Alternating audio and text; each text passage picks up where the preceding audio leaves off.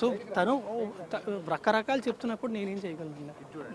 అంటే ఇప్పుడు నిజం సంబంధం లేనప్పుడు మీ ఫ్లాట్ లో తనని ఇన్ని సంవత్సరాల పాటు ఏమండి రెప్యుటేషన్ ఎక్కడ పాడవుతుంది, ఎందుకు రచ్చలు, ఎందుకు మనకి ప్రశాంతంగా ఉందాం అని మాత్రం భయపడి లేదండి. మీరు గుళ్ళో పెళ్లి చేసుకున్నారని చెప్తుంది. ఏమండి అదే అంటున్నా, మీతోని మేము పెళ్లి చేసుకున్నాం అని చెప్తుంది, దీంతోని పెళ్లి చేసుకుంటానని చెప్పి మోసం చేశాను అని చెప్తుంది. ఏది నిజం ఉండే? అంటే మీరు కలిసి గణపతి పూజ కూడా చేసేవాళ్ళు. ఏమండి కలిసి ఒక ఇంట్లో ఉన్నప్పుడు నేను ప్రతి సంవత్సరం కూడా నాకు అంటే గుళ్ళకి వెళ్ళి పూజలు చేసి అయిన అలవాటు, ప్రతి సంవత్సరం కూడా వినాయక చవితి రోజు ఖచ్చితంగా పూజ చేయడం అనేది నాకు అలవాటు. అంటే ఒక్క రోజు మాత్రం ఖచ్చితంగా చేస్తాను. గణపతి పూజ చేస్తారంటే పెళ్లి చేసుకుంటే చేస్తారు కదా? కాదండి, మీకు గణపతి పూజ పెళ్లి చేసి చేస్తారు. గణపతి పూజ చేయడానికి పెళ్లికి సంబంధం ఏంటంటే ఏమంటే ఇద్దరం కలిసి ఒకే ఇంట్లో ఉండేవాళ్ళం అండి. ఒకే ఇంట్లో ఉన్నప్పుడు నువ్వు బయటకు వెళ్ళి కూర్చొని ఎక్కడైనా పూజ చేస్తాను అనలేం కదా. ఎందుకు సార్, ఎందుకు ఇద్దరు ఒకే ఇంట్లో ఉండాల్సి ఏమంటే వివరణ live in relationship back then చెప్పా కదా అప్పట్లోనే. తెలుసు మా పేరెంట్స్ కూడా పరిచయం. ఓకే, మా పేరెంట్స్ కూడా పరిచయం. ఈ లావణ్య తమ్ముడు మీతో డబ్బులు తీసుకోవడము, డబ్బులు అడగడం మీకు నేను కంప్లైంట్ ఇస్తానంటే మొత్తం స్టేట్మెంట్ అనేది కంప్లైంట్లు అన్ని ఇస్తాను. ఇచ్చిన తర్వాత మొత్తం ప్రొడ్యూస్ రేజ్ చేసినప్పుడు ఏమైనా సెటిల్మెంట్ కి ఏమైనా పిలిచారా మీరు? లావణ్యకి సెటిల్మెంట్ చేస్తామని ఏం సెటిల్మెంట్ అండి? ఈ విషయం ఒకసారి పోలీస్ స్టేషన్ కి వెళ్తా అన్నప్పుడు ఆమె చెప్పినప్పుడు ఆమె నాతో చెప్పలేదండి. నేను సెటిల్మెంట్ కి నేను ఎప్పుడు మాట్లాడలేదండి. ఆమె కూడా నాతో మాట్లాడలేదండి. ఈమె ఆవిడికి ఫోన్ చేసిందండి. ఆమె అది మళ్ళీ అదే సారీ అది కూడా మళ్ళీ చెప్తున్నా, అది ఆమె కంప్లైంట్ ఫైల్ చేస్తుంది. It's not right for me to talk on behalf of. 11 ఏళ్ల రిలేషన్ లో ఏనాడు రాస్తారుని ఇబ్బంది పెట్టని లావణ్య ఈ రోజే ఎందుకు కంప్లైంట్ చేయడానికి వచ్చింది? ఈ రోజు ఏనాడు ఇబ్బంది పెట్టలేదు, ఏనాడు ఇబ్బంది పెట్టలేదు.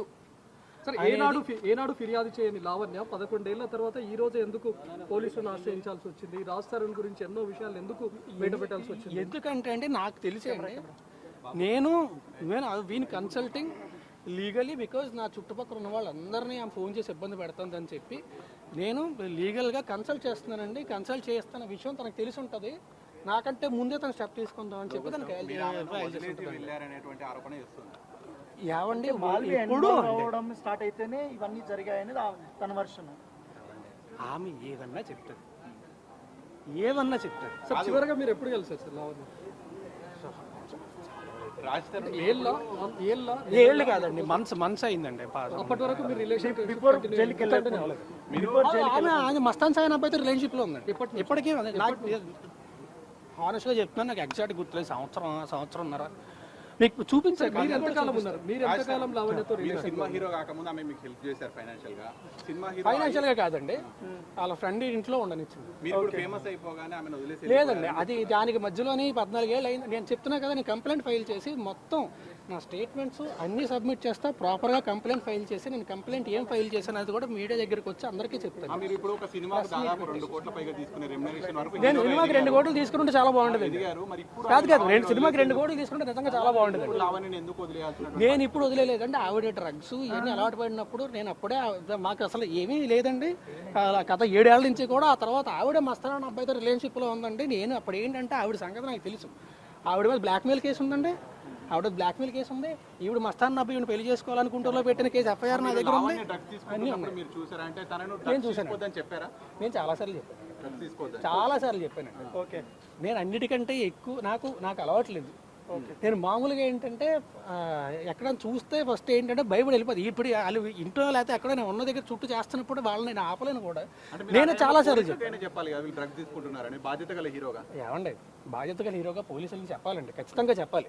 కానీ పోలీసులకి చెప్తే మళ్ళీ నా రెప్యుటేషన్ ఎక్కడ దెబ్బతింటుంది, వీళ్ళు ఏం రచ్చ చేస్తారు, నేను అది ఒక్కటే భయపడ్డాను. సార్, ఇన్ని రోజుల్లో లావణ్య ఎప్పుడైనా అంటే మీడియాకి వెళ్తానని లేకుంటే చాలా సార్లు అండి ఆల్మోస్ట్ ప్రతిరోజు ఇదే టార్చర్ ఉండేది నాకు. లేకపోతే నేను ఎప్పుడో వచ్చేవాడిని ముందుకి, ఇప్పటిదాకా ఎందుకు ఆగుతాను? చాలా సార్లు. ఇప్పుడు లావణ్య తల్లిదండ్రుల నుంచి మీకు ఏమైనా బెదిరింపులు వస్తలేదు? ఓన్లీ లావణ్య మాత్రమే.